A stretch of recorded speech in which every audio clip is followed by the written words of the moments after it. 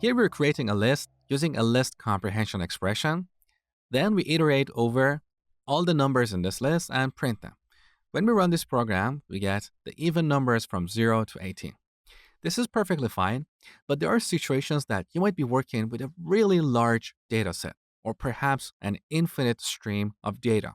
In those situations, you shouldn't store all those values in the memory, because that's very memory inefficient. For example, what if instead of range of 10 here, we had the range of, let's say, a billion? We don't want to store a billion objects in memory. That takes too much memory. In situations like this, it's more efficient to use a generator object. Generator objects are iterable, so just like lists, we can iterate over them. And in each iteration, they generate or spit out a new value. So unlike lists, they don't store all the values in memory.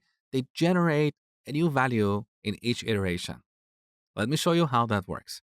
So here, I'm going to replace these square brackets with parentheses.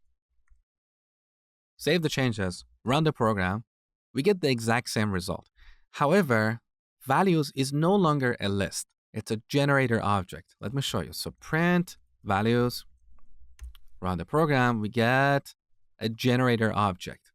So as you can see, generator objects are iterable. We can iterate over them.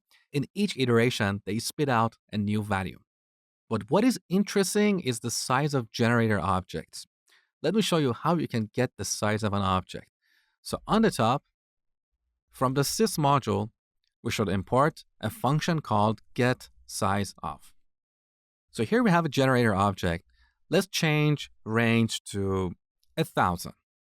Now let's print the size of this object. So I'm going to delete everything here.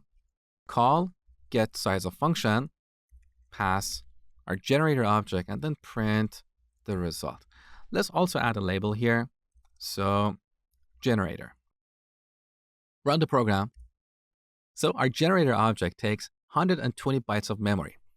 What if we change the range to 100,000? Let's run the program. The size of this generator object remains consistent. In contrast, if we used a list comprehension expression here, we would end up with a list of 100,000 items. Let me show you.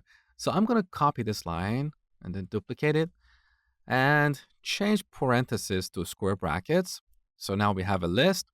Let's copy this line as well, change the label, and see the size of this list.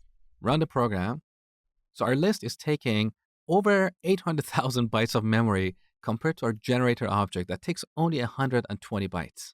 So in situations where you're dealing with a really large data set or potentially an infinite stream of data, use a generator expression to create a generator object.